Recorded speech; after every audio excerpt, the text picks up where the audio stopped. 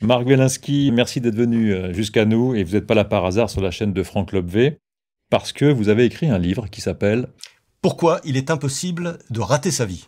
La question de réussir sa vie. C'est un des sujets de Franck, un des sujets qui le fâche, on pourrait dire, qui l'énerve, de vouloir absolument réussir sa vie. Donc on va tourner autour de cette question-là. Je vais vous présenter d'abord l'un et l'autre et puis ensuite on va parcourir les différents thèmes. Vous allez pouvoir réagir selon ce qui vous inspire. Marc, vous êtes écrivain avec plus de 10 romans déjà parus. Des romans, de thrillers, oui, beaucoup.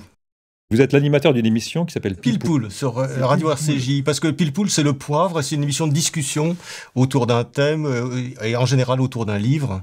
Donc voilà, une discussion pendant 50 minutes autour d'un livre de philosophie, de sociologie, oui, je vois, d'économie, vous avez etc. reçu Luc Ferry, Raphaël Enthoven, Alain Bauer, Frédéric Lenoir, Michel Onfray, Fabrice Midal, Hubert Védrine et Franck Lobvé. Et Franck Lobvé, oui. Lui, Franck s'intéresse à ce qu'est l'humain et à la question pourquoi je fais ce que je fais. Et donc, par extension, pourquoi je vis ce que je vis. Plus de 16 000 personnes sont allées à sa rencontre, et surtout à la rencontre de sa perspicacité plutôt décapante. Comprenez que si vous intégrez la manière de regarder le monde de Franck, alors ce sera la fin de la lutte contre vous-même et contre les autres. Vous vous êtes rencontrés en 2021, tous les deux, lors d'un entretien, justement, sur RCJ. Et j'avais bien aimé cet entretien parce que d'abord, j'avais trouvé qu'il était bien préparé. Parce qu'en général... Enfin, quelqu'un qui Parce que j'avais lu son livre. Oui, c'est ça. Non, mais moi, j'ai eu le sentiment que vous aviez travaillé. Ouais. Franck, tu te souviens de cette rencontre avec Marc? Moi, je me souviens oui, je me souviens de l'échange. Ça m'a assez marqué parce que je me rappelle du sentiment, c'est d'avoir enfin quelqu'un en face qui avait cherché à comprendre ou qui me comprenait. C'est-à-dire que d'habitude, dans les interviews, j'ai quelqu'un en face qui me comprend pas, qui n'a pas vraiment cherché à comprendre, et quand je parle, qui fait en réfléchissant à la question d'après, sans même écouter le truc. Et là, en fait, j'avais en face quelqu'un qui a l'habitude de manier des questions philosophiques ou humaines, et qui était vraiment intéressé. Et c'était d'autant plus sympa pour moi, c'est que j'avais pas été invité pour ma personnalité, parce que en fait, je ne suis pas une personnalité, comme la liste de ceux dont tu viens de parler. C'était vraiment pour le fond de mon bouquin. Et du coup, c'était super intéressant. C'était, je vais m'intéresser à ce mec à cause du fond de ce qu'il a écrit et pas pour sa personnalité.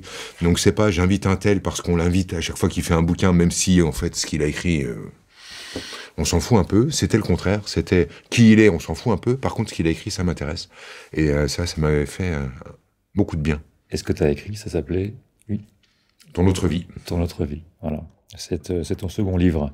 En tout cas, moi, ça m'a étonné que vous abordiez cette question de l'échec, rater sa vie, parce que quand je regarde votre page Wikipédia, tout respire la réussite, Marc. Vous pouvez pas vous cacher. École normale, diplômé de philosophie, MBA à l'INSEAD, création de la chaîne Mezzo avec Jacques Chancel, création de Wanadoo Audiovisuel, enseignant au CELSA, HEC. Le livre est presque antinomique avec votre carrière. Comment vous êtes arrivé à la conclusion qu'il fallait faire ce livre? Oui, on peut dire réussite.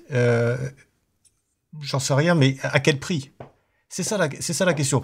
Et en lisant le livre, en fait, ça a démarré avec le livre de Franck, Ton autre vie, parce qu'à un moment il dit cette phrase d'ailleurs: c'est pas possible de rater sa vie. Vous pouvez, voilà, donc c'est pas la peine d'essayer de se mettre la pression. De toute façon, vous vivez votre vie, vous êtes sur Terre pour vivre votre vie, vous la vivez plus ou moins heureux, plus ou moins, mais en tout cas, vous vivez votre vie, personne ne peut l'avoir à votre place.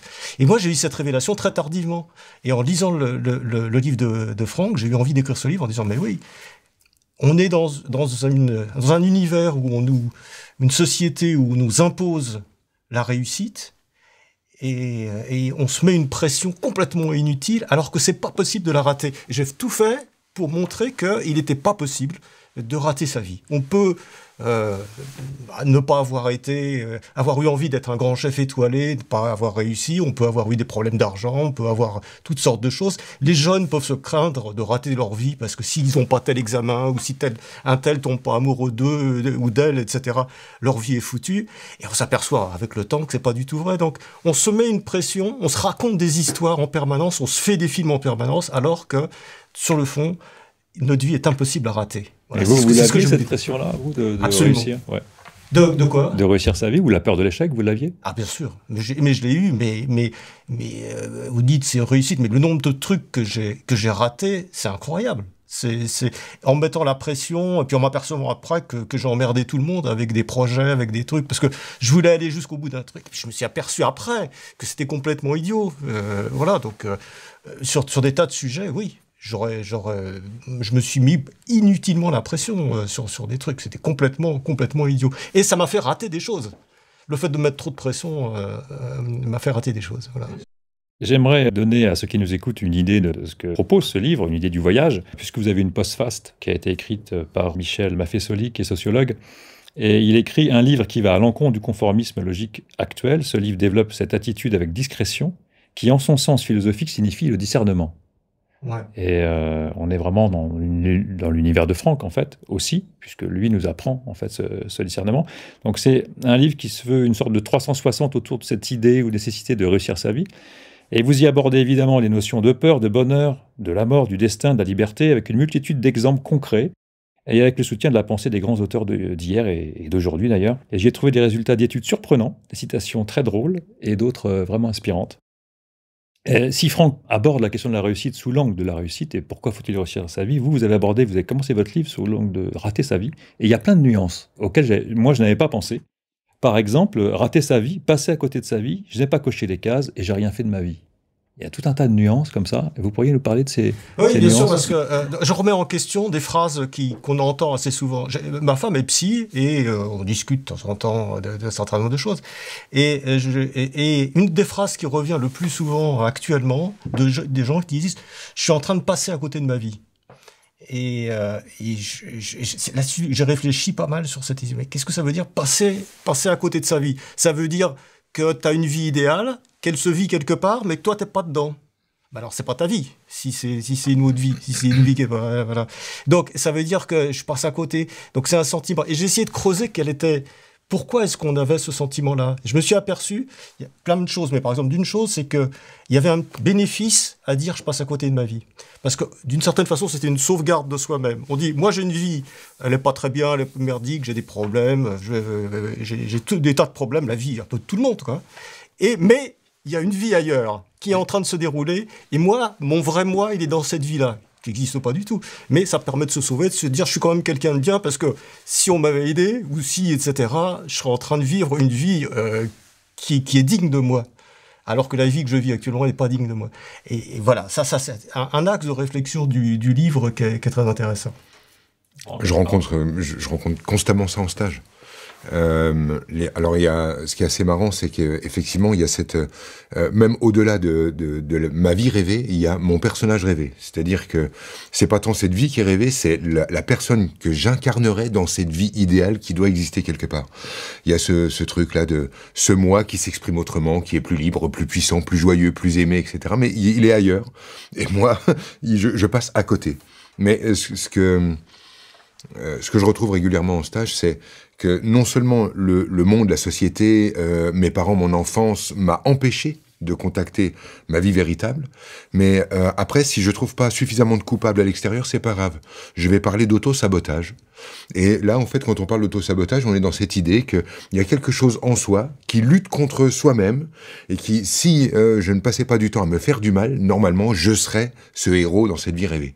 Et on met un temps faramineux à faire simplement accepter aux gens que leur vie est la leur. Pour moi, c'est un point de départ important parce que je ne peux pas avoir d'axe de transformation de ma vie tant que ma vie n'est pas ma vie. Si j'ai le sentiment que ma véritable vie est ailleurs et que ici c'est une erreur, je n'ai pas d'appui pour dire tiens, je vais changer ceci, changer cela et aboutir à un meilleur sentiment. Je peux pas parce que je suis simplement pas dans la bonne. Pour pouvoir agir dans ma vie, il faut que ça soit la mienne. Donc il y a un espèce de travail d'abord de ramener les gens à l'humilité, d'accepter la banalité, la simplicité de l'endroit où ils sont. Et une fois que cet endroit est enfin là, je suis dans ma vie, on retrouve des appuis qui nous permettent de l'emmener ailleurs éventuellement. Et tant que je suis pas dans ma vie et que je passe à côté, je suis simplement victime de moi-même ou du monde, mais en tout cas victime de passer à côté. Ouais, c'est exactement ça. J'ajouterais juste une petite chose, c'est on s'enferme volontairement dans l'idée qu'on n'est pas dans sa vie. Ah c'est jouissif. Oui, on devient le héros de sa vie, même si on a une vie de merde. Je parle du site VDM, vie de merde. Et tu deviens le héros de ta vie de merde. ce qui présente des tas de bénéfices. On va peut-être pas revenir là, mais c'est beaucoup plus intéressant de se présenter comme un malchanceux. En yiddish, on dit un schlimazel, c'est-à-dire le mec qui a vraiment pas de bol. Il se raconte l'histoire qu'il a pas de bol. Et ben, d'une certaine façon, c'est le mec, j'ai pas de bol, quoi.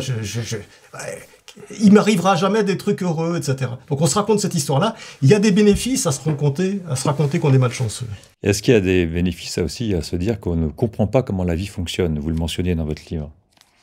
Oui, ça, j'ai pris ça parce que dans le livre, j'ai pris pas mal de discussions sur les forums internet ou sur les magazines ou les magazines féminins. Et il y a une et je sais plus à quel âge elle a exactement, mais une personne d'âge mûr, 35 ans, quelque chose comme ça, qui dit « j'ai pas compris comment la vie fonctionne ». Et c'est assez extraordinaire, comme si il y avait un mécanisme, un fonctionnement. Donc, soit on comprend pas. Alors, j'ai pas compris, donc ma vie, j'ai pas réussi. J'ai pas réussi ma vie parce que j'ai pas compris comment... Là aussi, en fait, il y a une grande vague de héros victimes qui se déploie à travers l'idée que être spécial, c'est donc ne pas être comme tout le monde. Et il y a une espèce de jouissance à pouvoir dire des phrases comme « j'ai pas les codes ». C'est-à-dire, en gros, la société est ultra violente, elle est sexiste, elle est machiste, ça pollue, ça fait la guerre, ça tape, ça écrase, etc. Et moi, en fait, je suis pas équipé pour ce monde. Je suis pas de chez vous, les gars. Donc, il y a un bénéfice à être... Je rate ma vie, mais en fait, c'est normal. Parce que la réussir, c'est être dans le bain avec tout le monde. La réussir, ce serait dire « je suis d'accord ». Avec l'humanité. Donc m'en sentir exempté avec moi je suis trop spécial parce que je suis hypersensible, je suis trop intelligent, je suis HPI, je suis trop en fait je n'ai pas les codes, je suis pas équipé pour votre société de débiles en gros. Donc je rate, mais c'est ça ma réussite, c'est rater dans un monde de débiles. Et il y a des bénéfices cachés comme ça. Assez intéressant. J'ai bien aimé l'exemple, vous parliez, Marc, des citations dans les forums, dans les blogs. Donc, Nuage qui a écrit « J'écris ce message pour vous faire part du ratage complet de ma vie à presque 30 ans ». C'est peut-être celui-là dont vous parliez, non? Ouais, il explique à 30 ans. À 30 ans. Et il a 30 ans, il a l'impression d'avoir raté sa vie. Il y a des tas de gens qui vont l'aider et qui disent des choses vraiment intéressantes. Et d'ailleurs, parce que les gens sont bienveillants, ont envie de s'aider. Et les gens disent des choses malines. Et à un moment donné, il y a quelqu'un qui lui dit « Mais tu te fais un film, c'est une histoire que tu te racontes. » On se raconte en permanence des histoires. Ma thèse, c'est que on est des êtres d'histoire, on est des êtres de récit, on passe sa vie à se raconter des histoires sur soi-même. Le problème, c'est que ces histoires, il faut qu'à un moment donné, il faut les confronter à la réalité pour pouvoir les changer un peu. Se dire, bon, ça, j'ai pas réussi, mais je vais faire autre chose. Là, j'ai pas été cuistot, je suis assureur. La vie a fait autre chose, mais donc on va se raconter en permanence d'une histoire. Mais on se raconte toujours des histoires. Et c'est quand on se bloque dans une histoire, du genre j'ai raté ma vie, ou je suis nul, ou j'aurai jamais de mec, ou j'ai pas d'enfant, c'est une catastrophe. C'est quand on se raconte ce genre d'histoire qu'on commence à s'enfermer. Et derrière, c'est voilà. Donc j'ai raté ma vie, j'avais pas les codes, voilà. Ouais, ça, échec. Il y a qu'un seul pas d'une vie qu'on comprend pas à une vie de merde. Ouais. Et donc je résiste pas à l'envie de vous citer trois exemples que vous aviez relevés. Aujourd'hui, après un câlin avec ma copine, je m'allonge sur le dos, tout fier de moi. Elle met alors sa tête sur mon épaule et me dit « C'est pas grave, tu sais. » C'est excellent. C'est drôle. Alors là, dans ce site qui s'appelle Vie de merde, t'as tous les gens qui parlent de leur vie de merde. Alors, ce qui est extraordinaire, c'est qu'il y a l'humour. L'humour, c'est une façon de prendre se détacher de soi-même. C'est drôle de dire ça. Et derrière, il y a des gens qui disent « Oui, t'as raison, t'as vraiment une vie de merde. » Ou alors, tu l'as bien mérité. Tu l'as bien mérité, exactement. Et bien justement, là, il y en a. Là, c'est une autre. Aujourd'hui, j'ai avoué à mon père que j'étais lesbienne.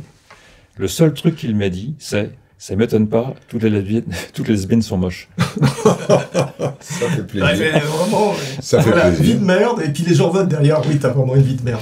Et la dernière. Ce qui est marrant sur ce site Vie de merde, c'est que il reste un espace, pour moi, c'est un espace obligatoire si on veut pas vraiment trop souffrir dans la vie, c'est l'humour. Ouais. Ce décalage, l'autodérision, c'est parce que tu imagines les mêmes phrases, mais dites au premier degré, ça y est, comme tu dis, c'est ça y est, c'est la fin. On vient de resserrer le truc, on est coincé dans notre vision de nous-mêmes, dans notre narration de nous-mêmes, et c'est fini.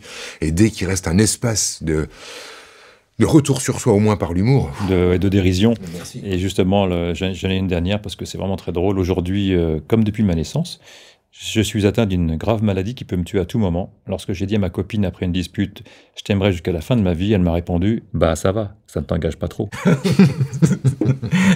Ouais, on pourrait dire que c'est de l'humour noir, mais alors il y a quelque chose derrière quand même de plus profond. C'est l'histoire de la consolation, parce qu'on dit ça en public. Donc les gens disent ah ouais, franchement t'as pas de peau. Et ça rejoint des choses qui sont assez profondes sur la consolation quand tu viens de vivre un grand malheur. Ça, Christophe André en parle, il a fait tout un livre là-dessus, mais c'est très intéressant. Si je viens de te voir, t'as eu un gros malheur, je sais pas lequel, ta femme t'a quitté, ou t'es atteint d'un cancer, etc. Je viens de voir et que je te dis, c'est pas grave, tu vas t'en sortir, t'en retrouveras une autre, et puis les médecins vont te guérir, etc. Tu vas dire, bon, il n'a pas compris, t'es dans le deuil, c'est pas le moment de te dire encore, tu vas sortir de là, etc. Par contre, si je viens, que je suis intimement, que je prends ton truc avec toi, que je partage, que dis putain, il a un cancer, et je te dis, ça c'est chiant, t'as vraiment une vie de merde. Et là, tu vas me dire, tu seras peut-être pas content, mais d'une certaine façon, tu vas dire, bon, ok, il a pigé, et il prend un peu avec moi ce truc que je suis en train de vivre. C'est pas le moment de me dire que je vais rebondir.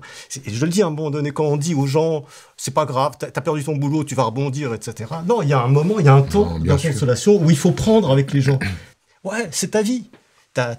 Oui, peut-être, et puis t'arrives plein de trucs, mais tu vas, voilà, après les choses se mettent en place, mais ouais, putain, il t'arrive ça et ça et ça. Je crois que c'est un des moyens de créer des liens les plus puissants.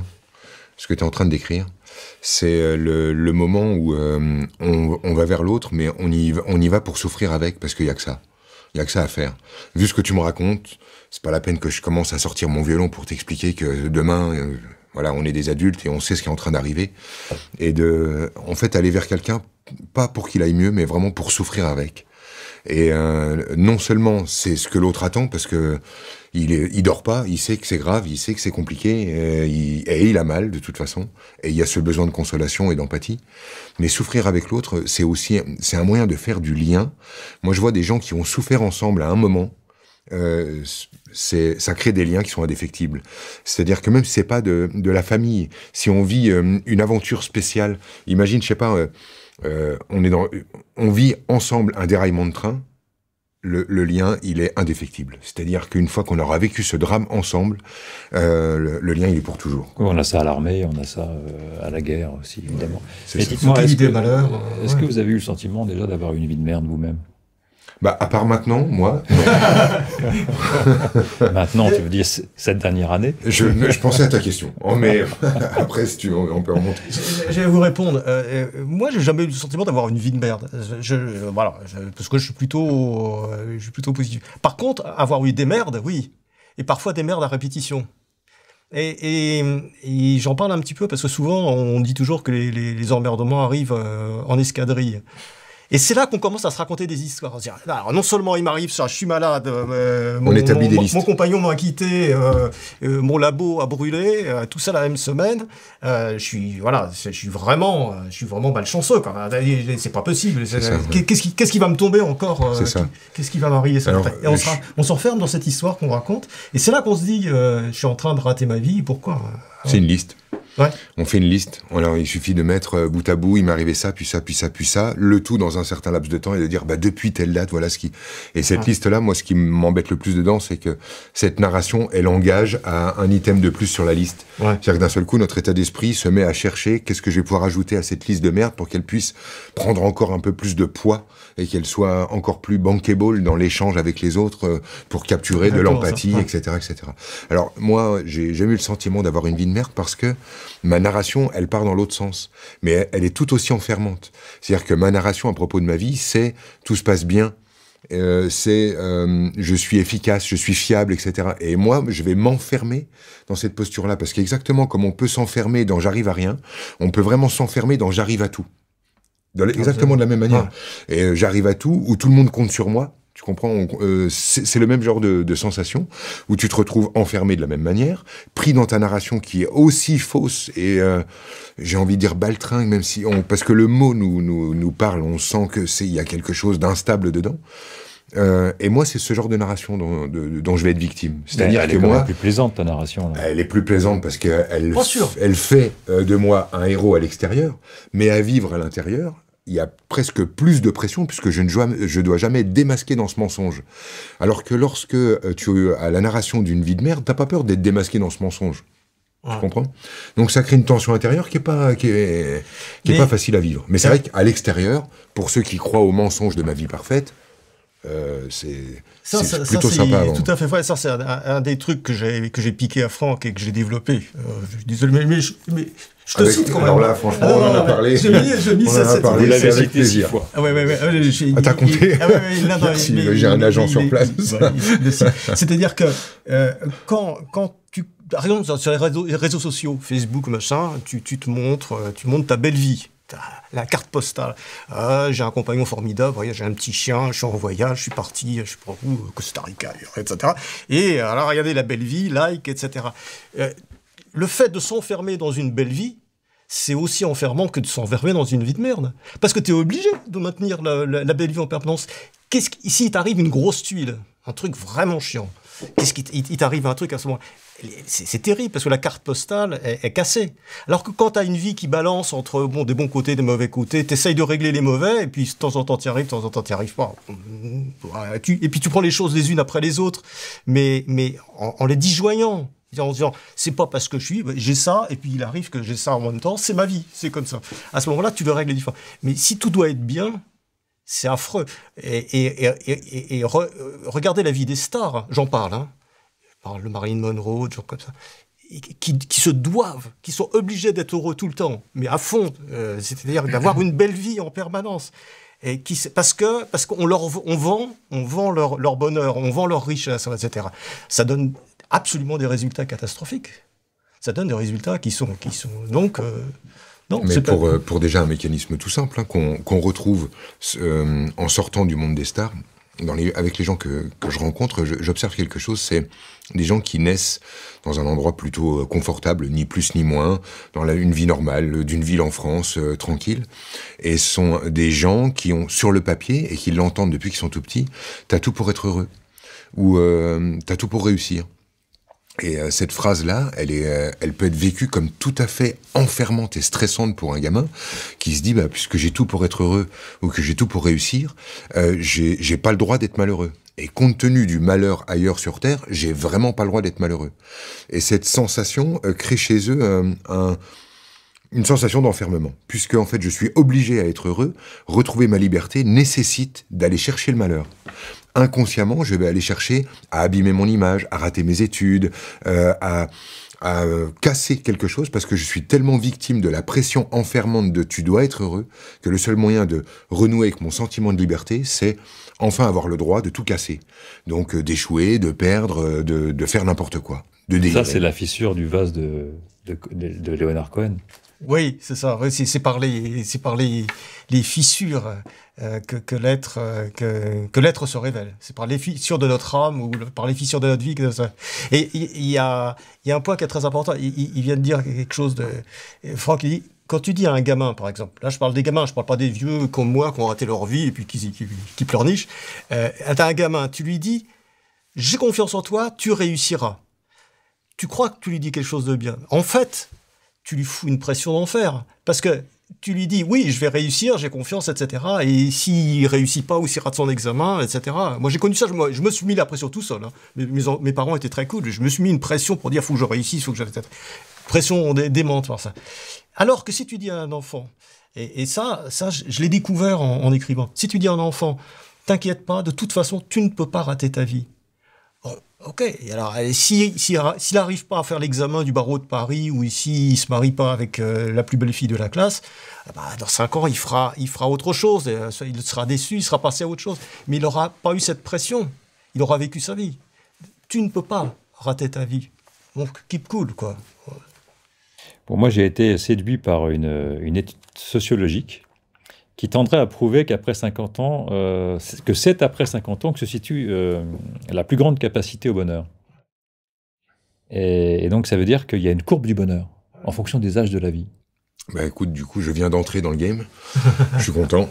Mais moi, j'ai capté, je pense vraiment savoir de quoi il s'agit. Alors, en fait, c'est marrant parce que je connais pas le mécanisme sous-jacent qui amène là, mais je comprends vraiment c'est quoi, pour moi, le bonheur aujourd'hui. Ça fait un moment dans nos émissions que j'essaye d'expliquer que pour moi, le bonheur, c'est la capacité qu'on aura de prendre les hauts et les bas avec autant d'aisance et d'élégance. Accepter de souffrir comme accepter de jouir avec autant d'allant et d'aplomb. En disant, bah voilà, si ça fait mal, ça fera mal, et je le vivrai, et si ça fait du bien, bah c'est génial, bah profitons-en. Mais j'ai remarqué un truc, c'est que quand tu l'as soulevé tout à l'heure, quand on est jeune, on vit les hauts et les bas d'une manière tout à fait bizarre, c'est-à-dire qu'on a tendance à mettre d'un côté ce qui est de l'ordre de la réussite, du plaisir et de la jouissance, et de l'autre côté ce qui est de l'ordre de l'échec, de la douleur, du ratage. Et je m'aperçois, notamment en stage, quand je croise des personnes qui ont du vécu, qui ont 70, 75, 80 ans, que au bout d'un moment, toutes les expériences redeviennent simplement du vécu. C'est-à-dire que quand tu regardes ta vie et que tu as 80 ans, les bons et les mauvais moments se mettent à se rejoindre dans une forme d'égalité où ils ne sont plus que ma vie, ce que j'ai vécu, ce qui a été, les occurrences, ce qui s'est produit. Et ça n'est plus qualifié en c'est bien ou c'est mal, mais c'est ma vie. C'est plus c'était génial ou c'était douloureux, c'est du vécu. Et quand tu commences de pouvoir transformer tes expériences en je ne veux plus réussir ou échouer, je veux juste du vécu. Des heures après des heures, des mois après des mois, emmagasiner simplement ma vie, du vécu. Ouais. Et quand tu arrives à cet endroit-là, oui, c'est ça qui commence à ressembler à du bonheur. Ce qui est marrant, c'est que du coup, le bonheur n'est pas du tout l'opposition au malheur, mais bel et bien un espèce de truc qui engloberait bonheur et malheur simultanément et qui dirait... Bah, quand tout ça, ça rentre dans la bulle du vécu, bah, ça y est, t'es détendu, quoi. Ce n'est plus réussi ou raté, c'est les deux, et c'est ça qui est génial, quoi. C'est un peu là que ça va. Et ce qui est bien, c'est de s'en apercevoir avant la fin, quoi. C'est ça. Alors moi, tu vois, c'est ça tout le challenge. Je viens d'entrer dans la courbe du bonheur, j'ai 50 ans et je le sais déjà. Alors là, quelle joie.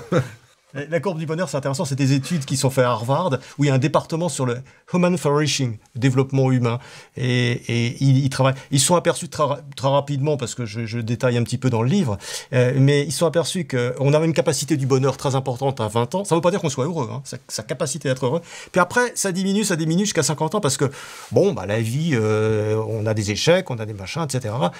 C'est pas exactement ce qu'on pense. 50 ans, c'est le moment où les enfants s'en vont, c'est le moment où on commence physiquement à peut-être plus tout à fait aussi en forme, les parents vieillissent, etc. Et après, on a l'impression que, et c'est dans tous les pays, il y a une capacité au bonheur qui remonte jusqu'à la fin, jusqu'à ce qu'on devienne sénile, en fait, avant, après. Mais ça remonte parce que, d'une certaine façon, on a purgé tout ça, on a purgé ma réussite, je voulais réussir ça, etc. On s'est dit, je suis pas arrivé. Et on est beaucoup plus, c'est ce que disait Franck, on est beaucoup plus dans le vécu, dans le travail du vécu. Ça, maintenant, c'est prouvé scientifiquement. Et il y a ceux qui passent.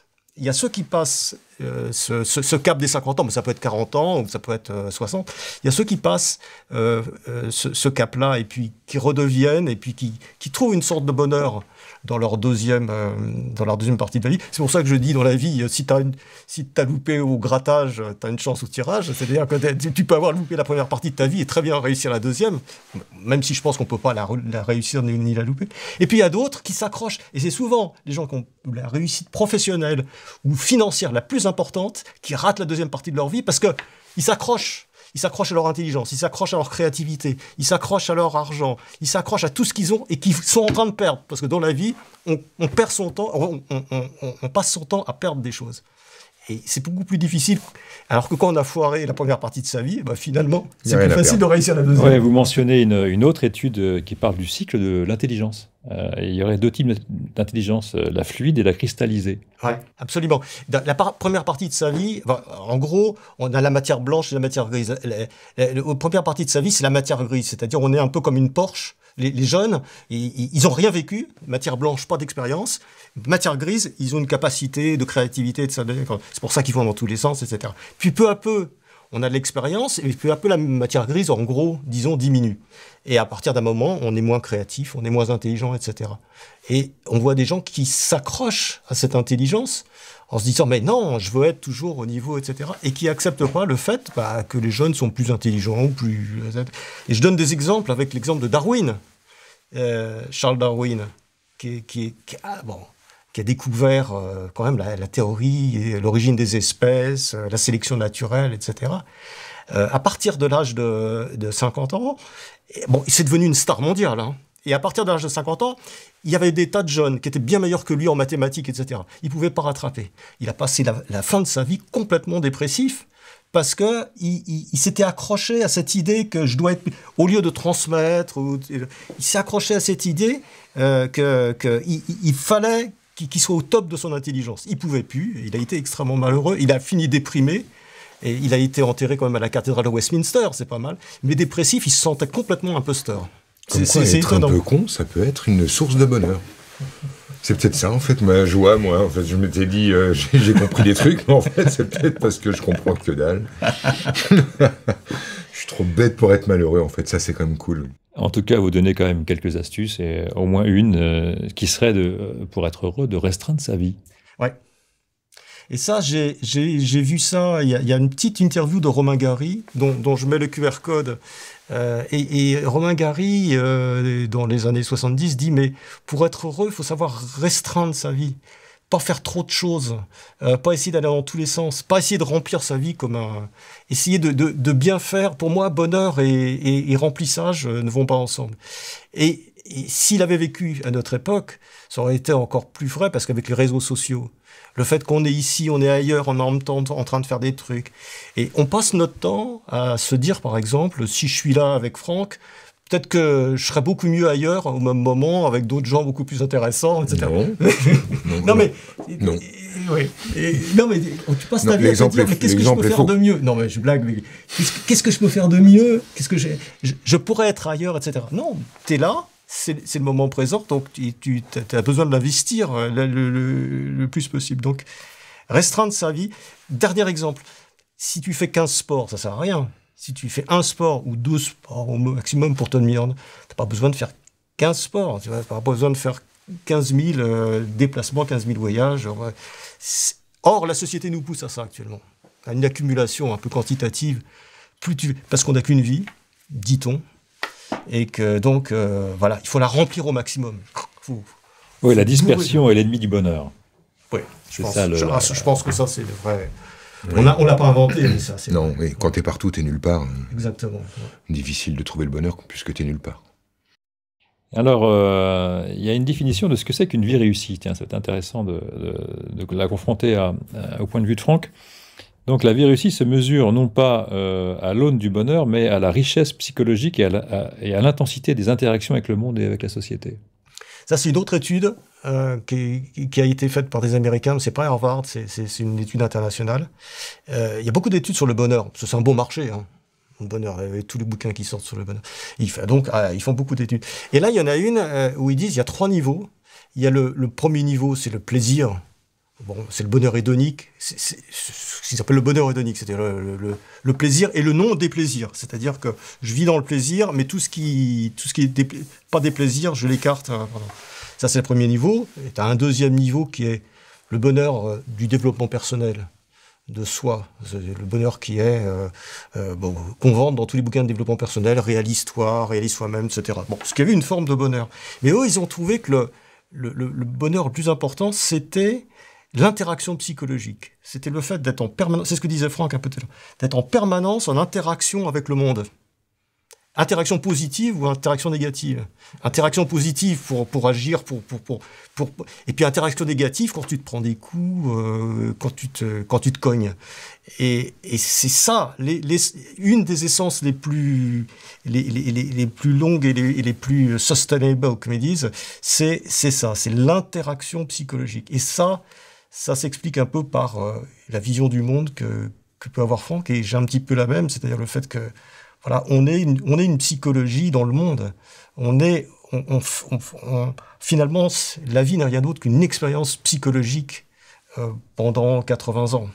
Et encore, le temps, on ne sait pas. Et c'est ça qui est important, c'est ça qui fait l'essence de la vie. Enfin, je ne sais pas si tu es d'accord, mais... 100%, moi, j'avoue que si je devais décrire c'est quoi le bonheur pour moi, ou où est-ce qu'on peut le trouver, c'est dans le relationnel. C'est dans l'échange avec l'autre. C'est marrant parce que j'ai passé des années en développement personnel, assez collé au plafond, dans une recherche où j'avais l'impression d'avoir découvert une façon... d'avoir découvert je sais pas, le sens du monde ou un truc comme ça, presque le sentiment d'avoir une longueur d'avance, d'être plus ouvert ou plus avancé que les autres, jusqu'à ce que je comprenne que toute la sagesse, la spiritualité, tout ceci en fait ne sert à rien si à la fin ça nous permet pas de nous retrouver autour d'une table avec des amis, avec quelque chose à partager sur la table, quelqu'un qui va prendre une guitare, un gamin qui va lire une poésie, faire un foot avec les copains alors qu'on est trop gros pour courir. C'est pour moi en fait ça va être ça. En fait le bonheur il est à cet endroit-là. Donc, si tu veux, je suis parti dans tous les sens possibles pour me rendre compte à la fin que le but de la vie, c'était faire un barbecue. Mais pour moi maintenant c'est ça, j'ai compris que c'était ça, quoi, tout en comprenant que sur le grill il pouvait y avoir que des légumes, hein, si on voulait. C'est pas l'idée d'être autour d'un animal mort forcément, mais en tout cas c'est l'essence, on est là pour ça, quoi. Et j'ai mis du temps, je me rappelle d'un moment dans ma vie où je pouvais plus communiquer avec les gens parce que je ne voulais que des relations profondes, tu vois, il me fallait des relations profondes. Et aujourd'hui, quand je me retrouve dans la file de la boulangerie à discuter avec Madame Michu de sa hanche en plastique, je comprends en fait que la sagesse, la spiritualité, elle doit emmener là, à être capable de s'intéresser bêtement, d'une manière totalement superficielle à quelqu'un et échanger quelques mots avec. Et gratuite. D'une manière absolument gratuite. Madame Michu va rien me rapporter dans cette affaire. Et c'est ça qui compte. Et effectivement, t'as raison d'utiliser le mot gratuit parce que avant, je pensais que toutes les relations devaient être intéressantes. Et vraiment, l'intérêt pour moi, ça doit rester un terme de banquier. Tu vois, c'est-à-dire, c'est de l'intérêt. Qu'est-ce que ça me rapporte? Qu'est-ce que je vais pouvoir tirer de cette relation? Là où il y a les autres relations qui sont gratuites. Je vais rien pouvoir en tirer. J'entre pas en relation pour ce que ça m'apporte ou pour ce que j'apporte. J'entre en relation simplement pour être en relation. Et effectivement, pour moi, finalement, c'est ça, en tout cas, l'image la plus proche que j'ai du bonheur. Il y a une autre voix, hein, c'est la voix de l'artiste que vous citez en citant d'ailleurs Saint-Exupéry. C'est sur cette histoire de densité de la vie. J'ai trouvé ça très intéressant. C'est une phrase, parce que moi j'ai écrit le livre en allant, et puis de temps en temps je tombais sur des trucs. Et je parlais j'ai réfléchi sur l'intensité, le plaisir, l'intensité, etc. Et j'ai vu cette phrase de Saint-Exupéry qui dit, en gros, dans Citadelle, l'homme ne recherche pas le bonheur, il recherche la densité. Sa propre densité. Il recherche sa propre densité. Et ça m'a fait vraiment réfléchir parce que c'est plus important. Le bonheur, il vient après. Mais rechercher sa densité. J'aime bien cette façon de formuler le truc. Voilà, rechercher sa densité. Est-ce que ça se rapproche de quand j'essaye de parler de ce vécu, tu sais, d'une personne qui met tout l'agréable et le désagréable au même endroit en disant ça n'est pas raté ou échoué, ça n'est pas. Exactement. C'est du vécu. J'essaie de transmettre ce truc, parce que je sais pas comment je le tiens, mais j'ai capté que plus tu avais de vécu, plus il y avait quelqu'un dedans.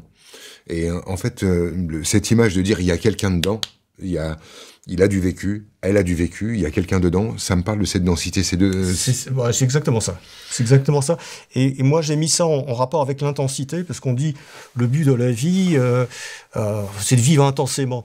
Et je trouve que c'est plus fort de parler de la densité, parce que la vie, elle est pas forcément de haute intensité en permanence. T'es pas toujours en train d'être joyeux hors de toi, en train de faire des fêtes, en train de faire...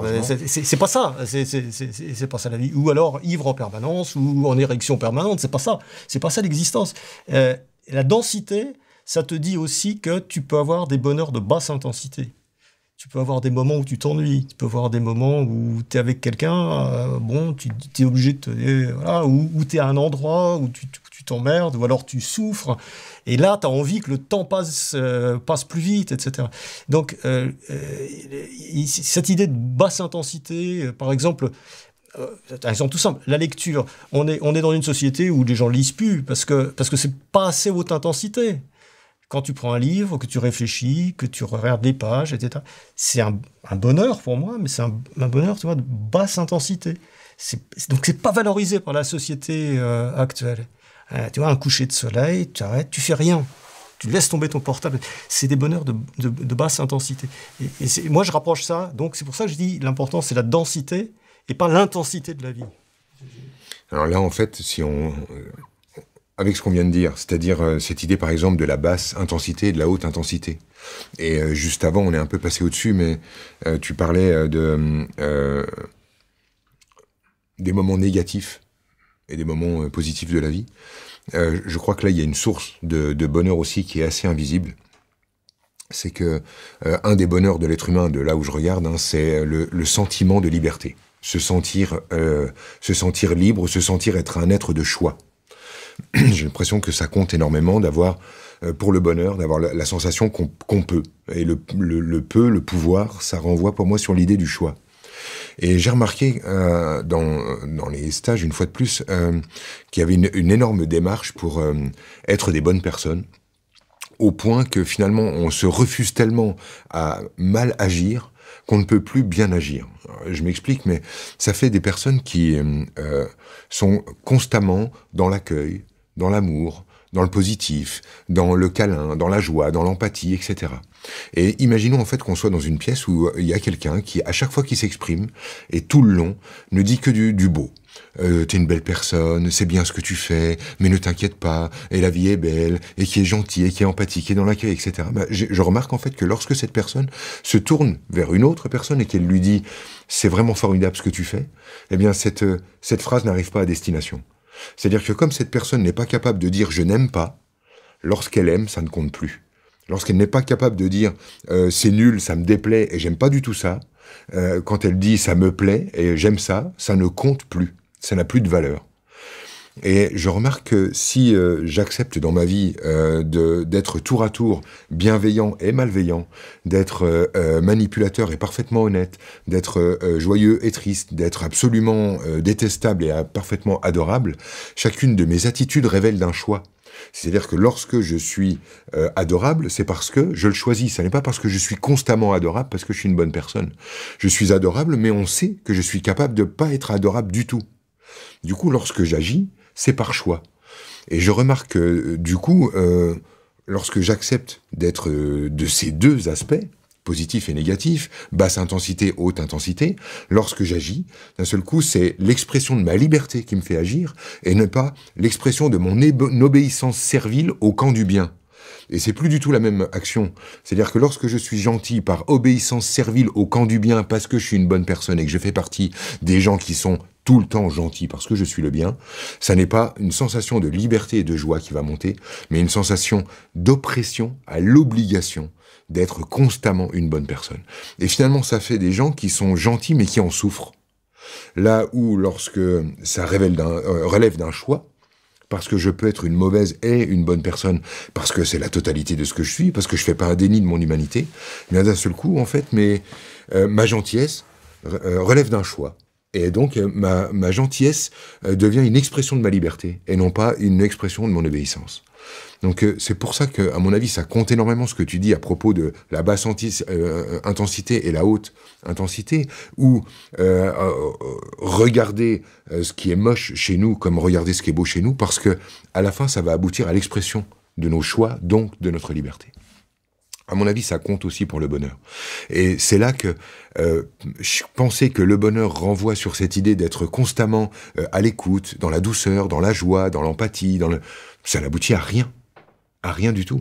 Et tu le disais aussi quand on va voir une personne qui souffre et qu'on va lui sortir des poncifs à propos de tout va bien aller, ne t'inquiète pas, regarde la joie, regarde les couchers de soleil. Cette personne qui souffre, elle a envie de te dire, mais vas-y, dégage avec ton coucher de soleil, de quoi tu me parles?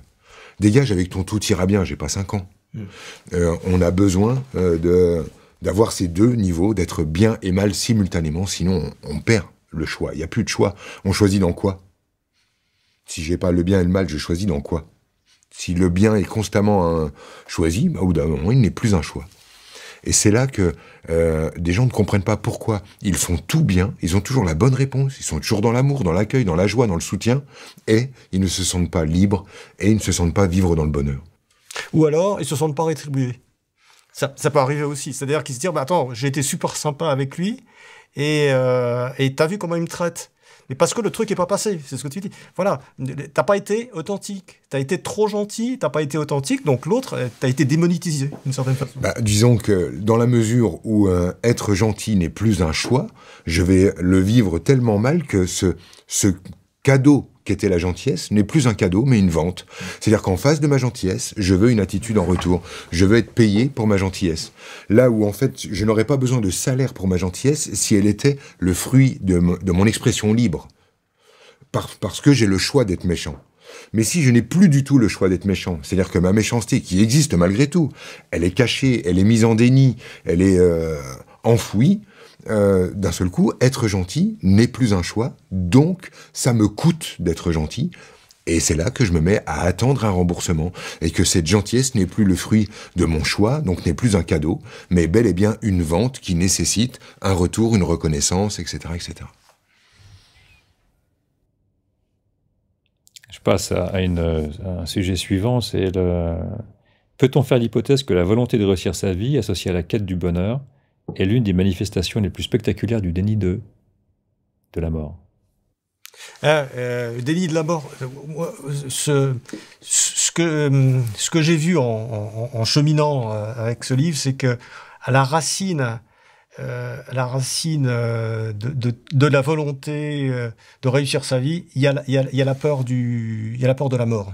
Il y a toujours la peur de la mort. C'est-à-dire la peur d'être mort avant d'avoir fait ci, avant d'avoir fait ça. En fait, c'est la temporalité. Voilà. Sinon, ma vie n'a pas été assez remplie et il y a une angoisse de la mort qui est très forte. Là, dans notre société aussi, beaucoup plus qu'avant, parce que la mort, on en a été privé d'une certaine façon.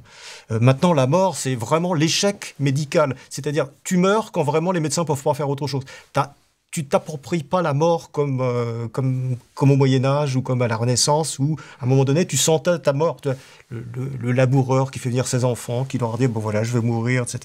Là c'est fini. Tu finis dans un hôpital et vraiment on peut plus rien faire. Donc ta mort est une espèce d'accident et t'as jamais fini ta vie.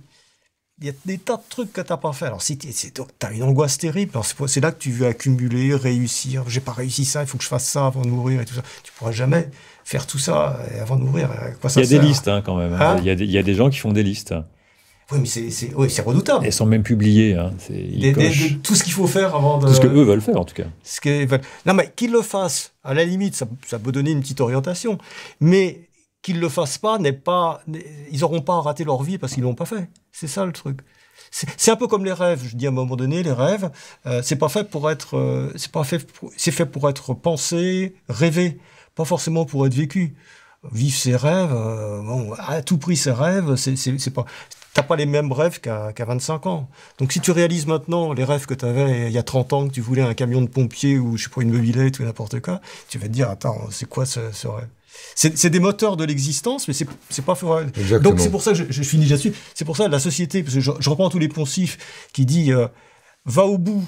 Tu dis aux jeunes va au bout, réalise tes rêves. Bon, très bien. Voilà. Mais si tu les réalises pas, t'as pas raté ta vie. Tu as fait autre chose. T'as vécu pendant ce temps-là.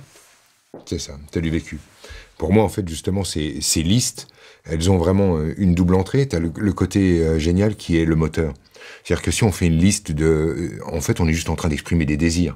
Et le désir, pour moi, c'est le moteur. Par contre, l'idée, ça n'est pas d'aboutir, ça n'est pas de réussir à toucher ce que je désire, c'est simplement l'idée de marcher vers cet endroit. Et évidemment, en marchant vers cet endroit que j'ai désigné comme étant mon but, il y a toutes les chances pour que je change 12 fois de direction à cause ou grâce à ce dont on parlait plus tôt, c'est-à-dire du relationnel. C'est-à-dire qu'en marchant vers mon désir, je vais croiser Marc. Et avec Marc, il va se passer que, finalement, dans la discussion, je change d'axe. Et puis, en changeant d'axe, je vais croiser Arnaud. Et là, je vais encore changer d'axe et ainsi de suite. Et j'aime cette idée que le désir soit un moteur, mais que, par contre, si je pense qu'il est nécessaire d'atteindre le but, là, je vise le malheur. Je vise le malheur parce que je vais plus qu'être dans la confrontation, dans la lutte et dans la douleur pour aller vers un endroit, alors que l'idée, en fait, c'était juste de marcher, donc d'avoir un moteur. Puis un autre truc avec ça, c'est l'écart qu'il y a entre le plan de carrière et la vie.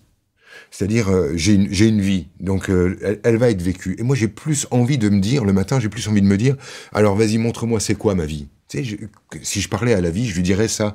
Je lui dirais, alors vas-y, montre-moi c'est quoi. Comme une curiosité de, alors ça va prendre quelle forme aujourd'hui? Je déteste l'idée de me lever le matin et de dire, je sais déjà la forme qu'elle doit avoir et c'est ça, et je vais la voir.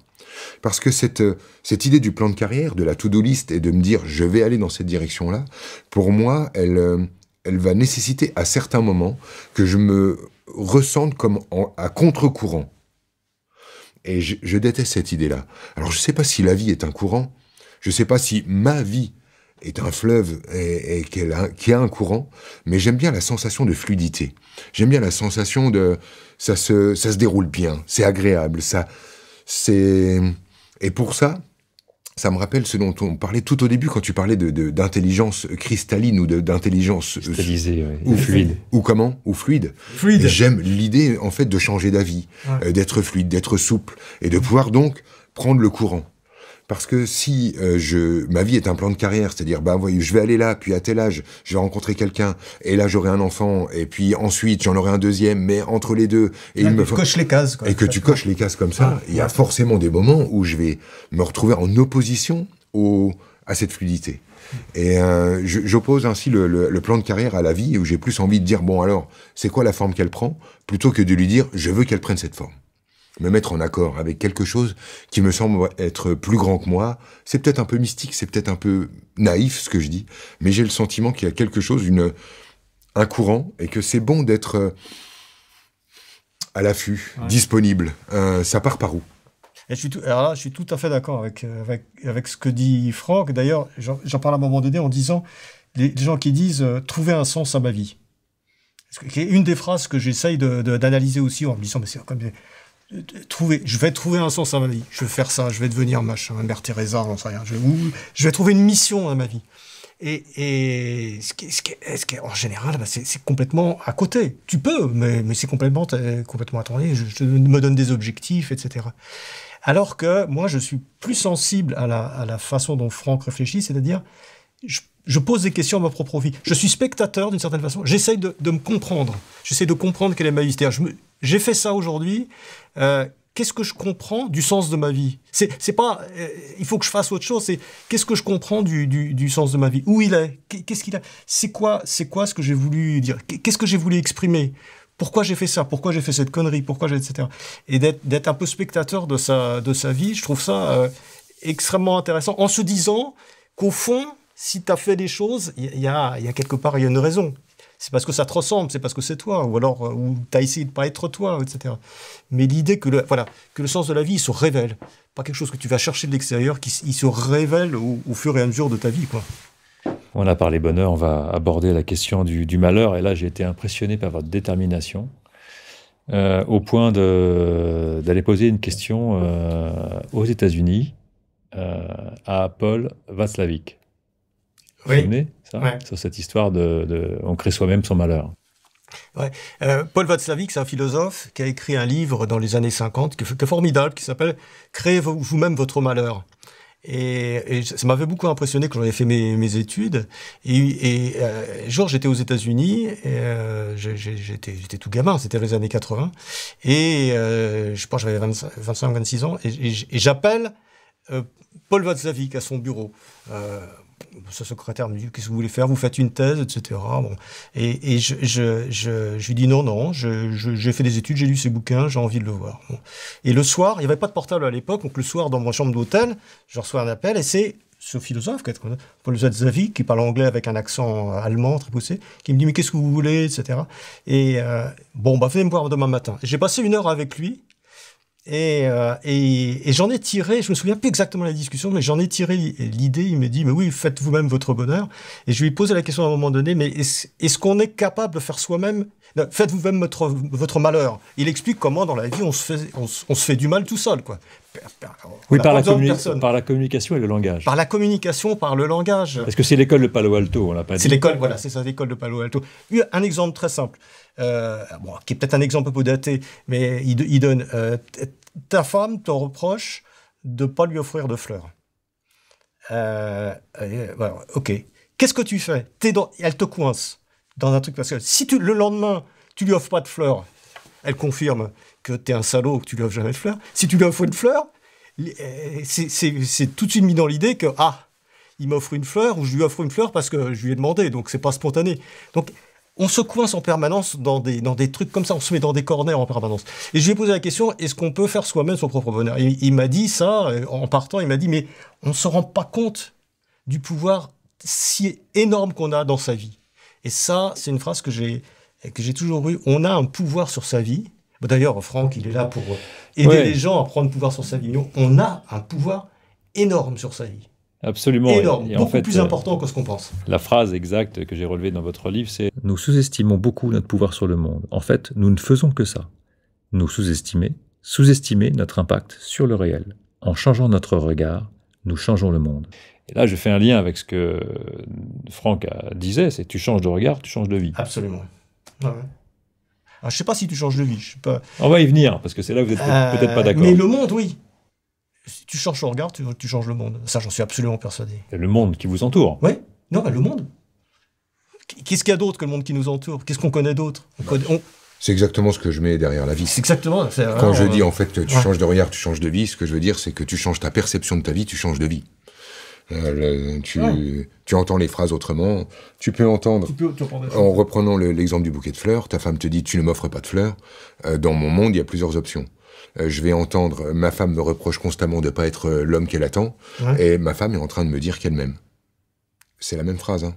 Tu m'offres jamais de fleurs, je peux parfaitement comprendre que ce qu'elle est en train de me dire, c'est je voudrais que tu m'aimes comme je t'aime, et je voudrais... Alors à ce moment-là, tu fais une autre réaction, tu vas pas lui offrir une fleur le lendemain, tu vas faire autre chose. Par exemple, mais en tout cas, moi ce que je capte là-dedans, c'est que ma façon d'entendre cette phrase fait ma vie. Parce qu'il y a une fois, je vais entendre un reproche, et j'aurai la vie qui va avec.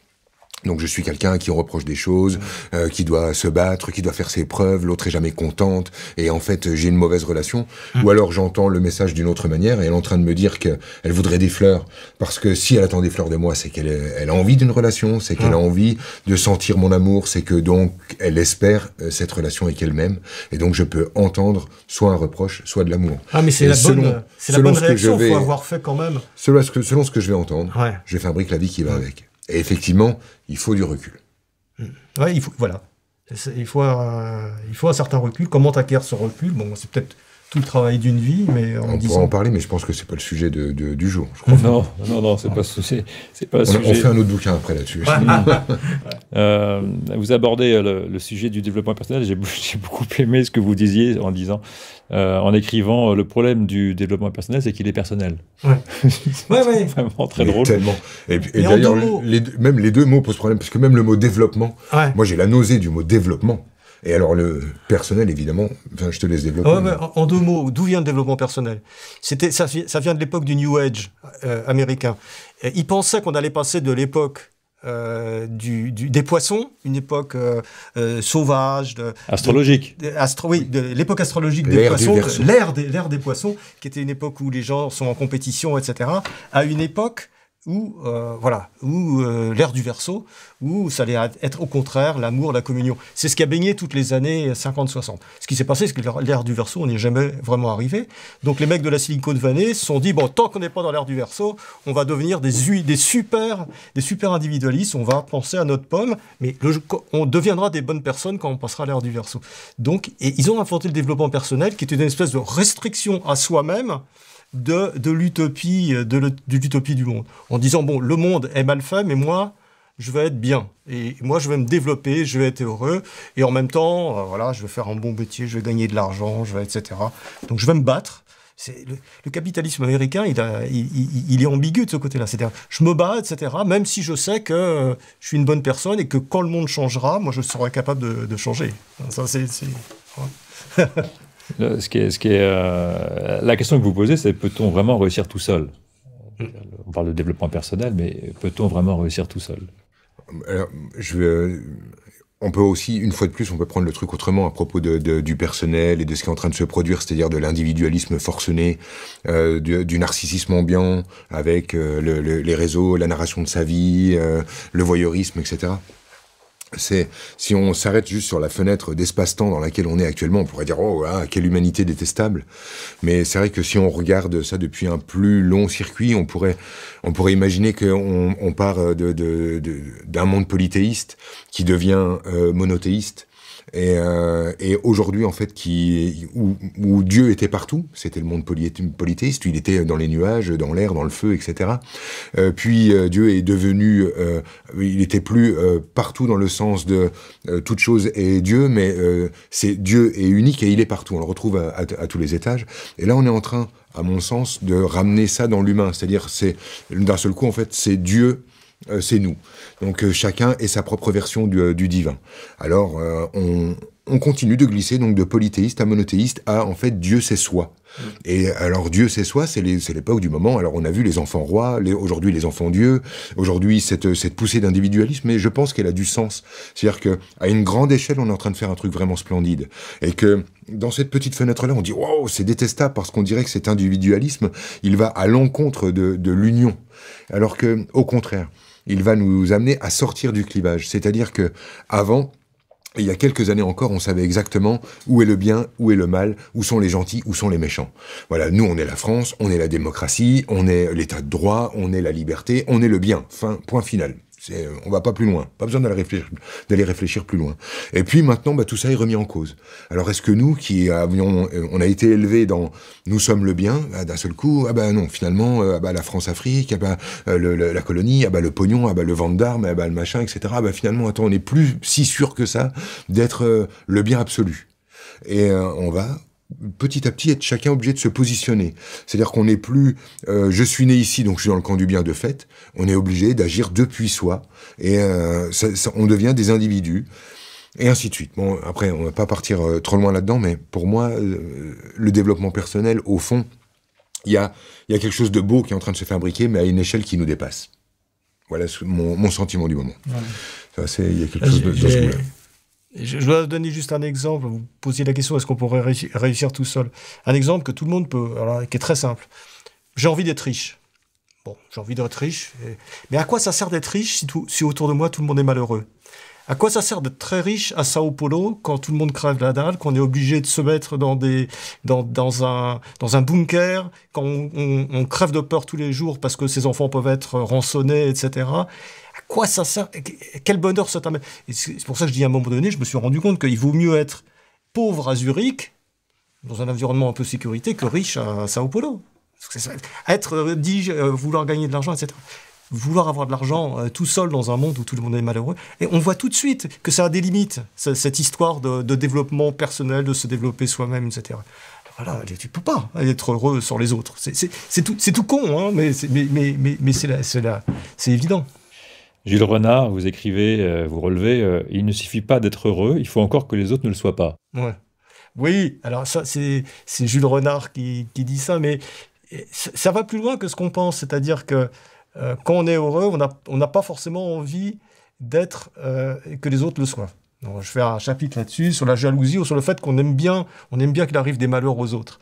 Et je me dis, alors on peut se dire, je laisserai Franck en parler après, parce qu'on peut se dire, bon, j'aime bien que les autres soient malheureux pendant que je suis heureux, donc je suis une mauvaise personne. Je suis un mec pas bien, donc, etc. Je mets ça sur le boisseau. Ou alors on peut se dire autre chose. On peut dire, bon, ça fait partie de mon sentiment. Voilà. Moi, j'ai un job merdique. Mon voisin de palier, il vient d'avoir une super augmentation. Il a changé d'appartement. Maintenant, il habite dans le 16e, etc. Voilà. Et puis, à bout d'un certain temps, on se dit, finalement, est-ce que c'est pas mon histoire que je me suis racontée dont je souffre? Parce que, admettons que j'ai pas d'histoire. Le mec a réussi à côté de moi. C'est plus une source de souffrance, c'est une source d'inspiration. Comment il a fait? Pourquoi il a fait? Comment il a trouvé son job, etc. Je vais pas me mettre... je vais me dire, mais je voudrais essayer, ça va me stimuler de faire aussi bien dans autre chose, etc. Je vais pas passer mon temps à me dire, putain, c'est dégueulasse, je suis nul, et les autres réussissent, et moi je réussis pas. Et là, on touche du doigt le fait qu'on se raconte en permanence l'histoire. Ça ne m'arrivera jamais à moi parce que je suis abonné au malheur, comme on le disait tout à l'heure. Je crois que ça renvoie aussi, tu sais, sur le bonheur des uns fait malheur des autres, avec cette croyance obnubilante pour nous d'un monde fini. C'est-à-dire que pour nous, les humains sont face à un monde fini, où voilà, il y a telle quantité de verre, si elle est là, elle est là, si elle est là, elle est là, mais elle peut pas être ailleurs. Et on fonctionne avec les sentiments comme avec la matière. Comme si, en fait, le tas de sable est ici. Si je le déplace, il est là. Si j'en prends la moitié, il est là. On peut le compter. C'est numéraire, c'est une qualité. On peut pas le déplacer. Et on fait la même chose avec les sentiments. C'est-à-dire qu'on a l'impression qu'il y a une dose de bonheur. Et que si l'autre, il a chopé la moitié de la dose, bah, là, moi, je vais en manquer, c'est obligatoire. Et on oublie, en fait, que quand on parle de sentiments, on parle d'une matière infinie. Mais on agit avec les sentiments comme on agit avec la matière. Et c'est, à mon avis, ici qu'on se prend les pieds dans le tapis. Et je pense que Marc a raison de soulever cette idée du contraste. C'est-à-dire que je ne peux être heureux que quand il y a des gens malheureux. Mais en même temps, je suis la source de joie d'un type plus heureux que moi. Et c'est la fameuse idée qu'il y a toujours plus con que soi, il y a toujours plus heureux que soi. Mais en fait, c'est le contraste qui est nécessaire. Sans contraste, il n'y a pas de bonheur, il n'y a pas de malheur, il n'y a pas d'expérience. C'est le contraste qui est nécessaire. Mais ce qui va avec cette idée d'accepter le contraste, c'est d'essayer de capter que tout normaliser, c'est le pire qu'on puisse faire. Faire en sorte que tout le monde ait la même dose de bonheur, c'est la fin du bonheur et du malheur. Il y a des régimes politiques qui ont voulu ça. Ils voulaient que chacun ait la même dose de bonheur, de capacité. Exactement. Ouais. Et on a vu en fait que ça a apporté les plus grands drames. L'idée, c'est vraiment d'accepter le contraste comme étant le contraste. Et j'avoue que je commence à avoir du mal avec justement le monde politique lorsque on décide que l'autre est le mal absolu.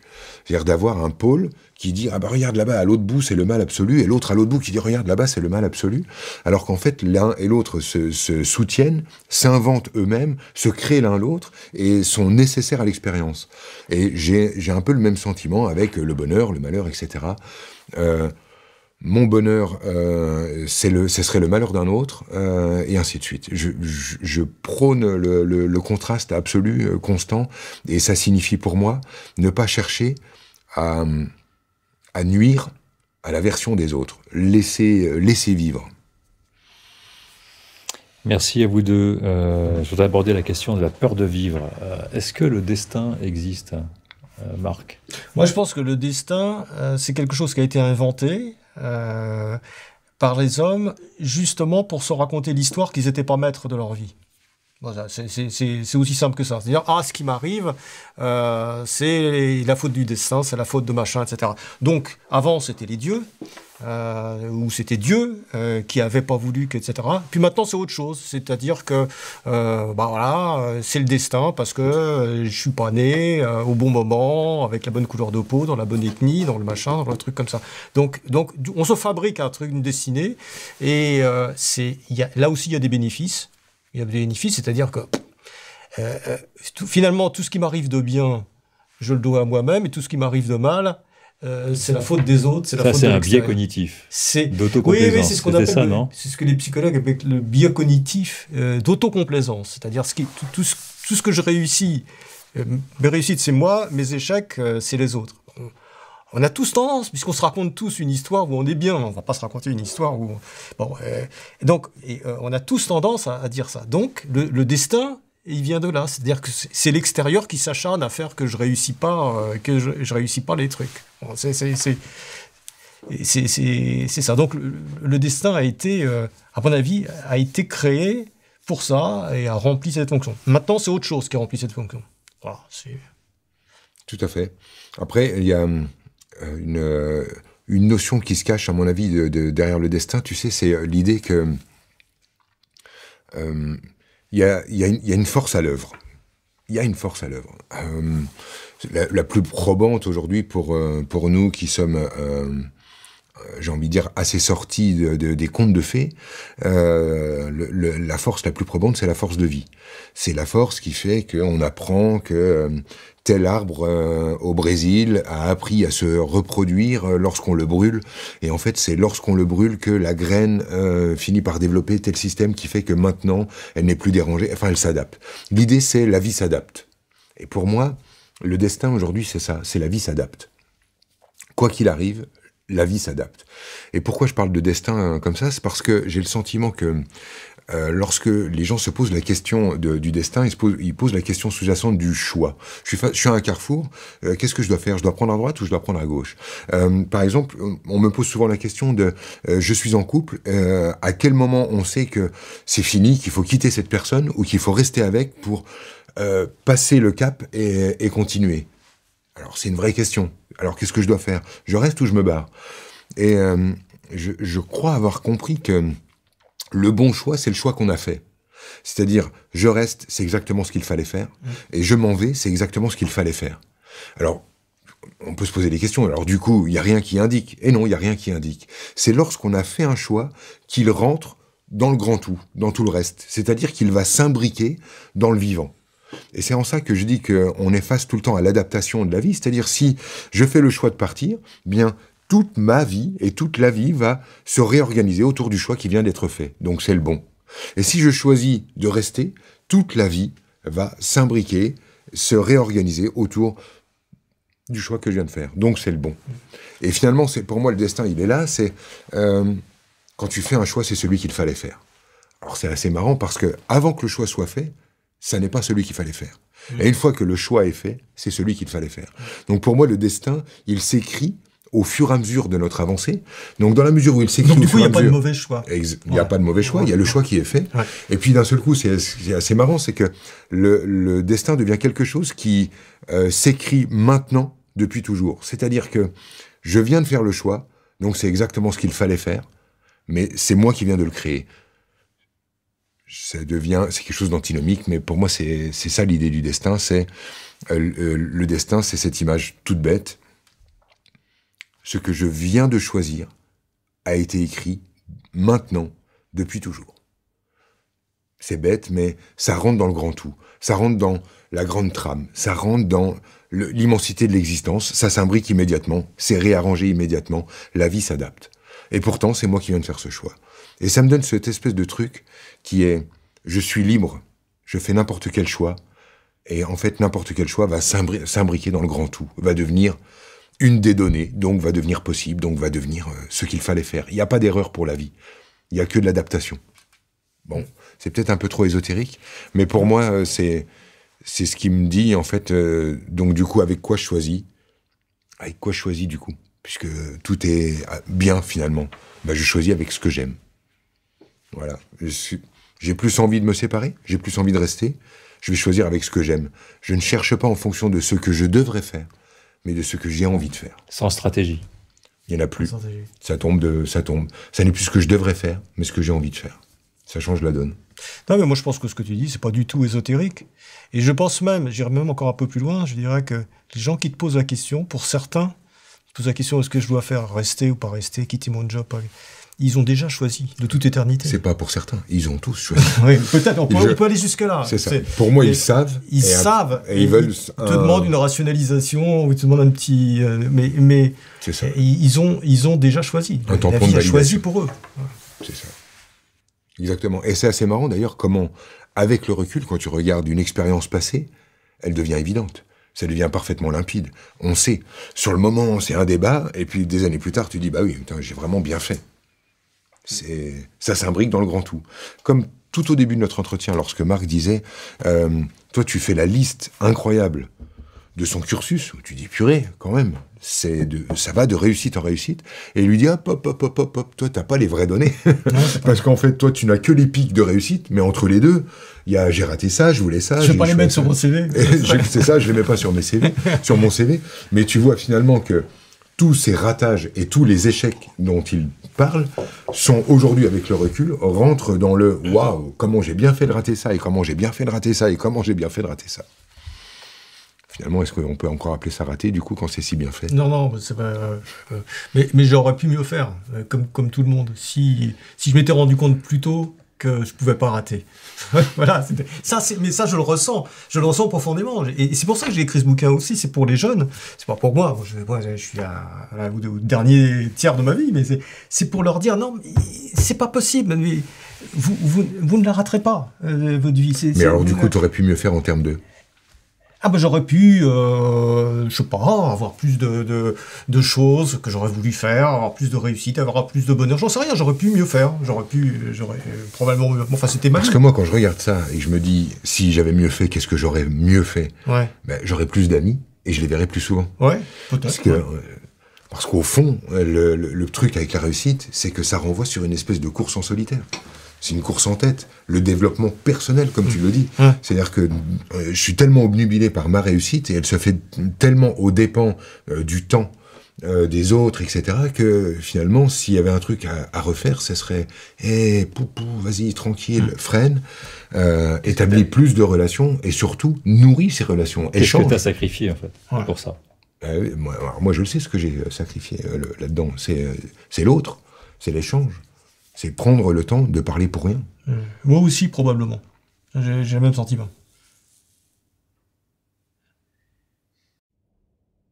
J'ai bien aimé l'explication de la crise de la quarantaine. Vas-y, raconte. Donc, je lis ce que j'ai relevé dans votre livre. Pour le psychanalyste canadien Elliot Jack, qui a inventé en 1965 l'expression fameuse de la crise de la quarantaine, celle-ci reflèterait le moment où l'idée de la mort cesse d'être une idée générale. La mort des autres, pour devenir une affaire personnelle, ma mort. C'est ça. C'est génial. La quarantaine, là encore, ça peut être à 30 ans, ça peut être à 60, ça peut être jamais, mais en général, c'est bien documenté. La crise de la quarantaine, c'est quand l'idée de la mort, qui est quand tu es jeune, l'idée générale, tu joues avec la mort même quand tu es jeune, descend et devient l'idée de ma mort. Tu te dis, je ne ferai pas tout, je vais pas tout réussir. Je peux que confirmer ça. Et ça devient personnel, ça devient une mort vécue, etc. Et là, ça transforme. C'est à 40 ans que j'ai fait un AVC, en pleine forme. Ouais. Donc c'est vraiment à 40 ans que la mort est passée d'une espèce de nuage, une nébuleuse lointaine et globale, à poum, c'est tout de suite et c'est maintenant et c'est pour toi. Ça a vraiment changé la donne. Ma crise de la quarantaine, elle a pris quelques minutes. Et on peut faire des conneries, on peut faire n'importe quelle connerie, on peut arrêter, partir. Il peut y avoir des dégâts familiaux. Tu te barres, tu t'occupes plus de ta famille, enfin ça c'est arrivé.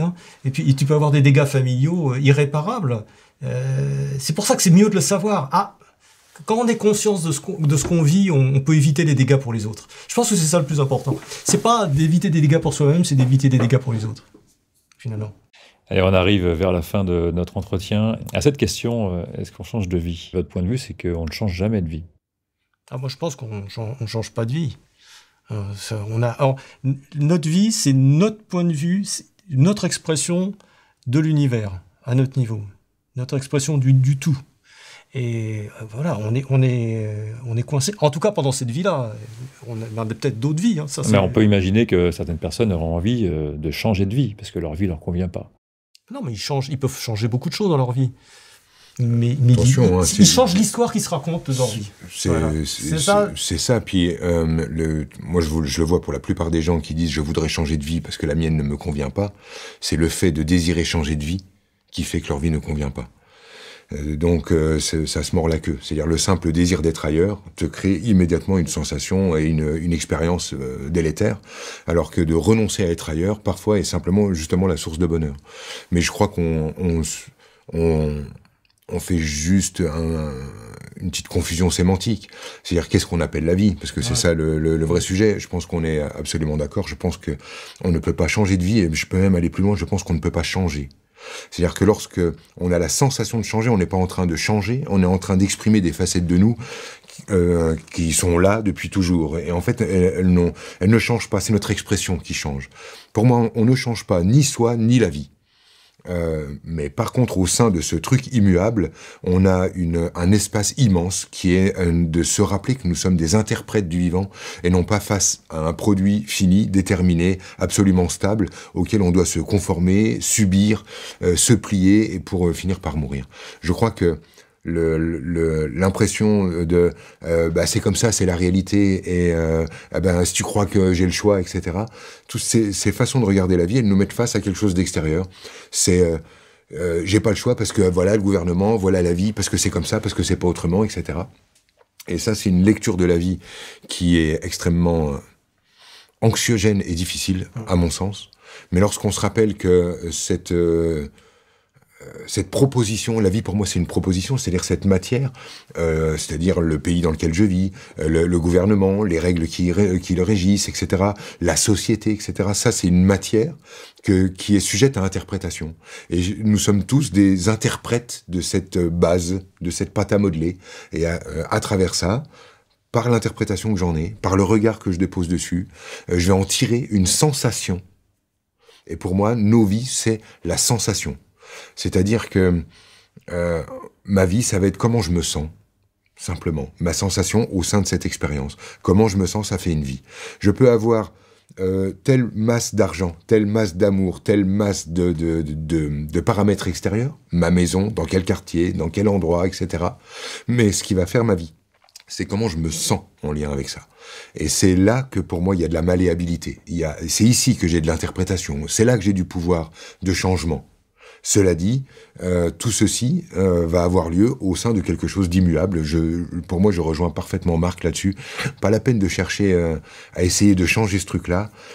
C'est comme si on disait, de naissance, t'as signé, t'iras au bout. Juste un mot là-dessus, ça me fait penser à, c'est comme si tu vivais dans un multiplex de cinéma. Tu peux changer de film. Celui-là, il te plaît pas, Titanic, ça te plaît pas, hop, tu vas voir La Guerre des Étoiles. Tu peux sortir, changer de film.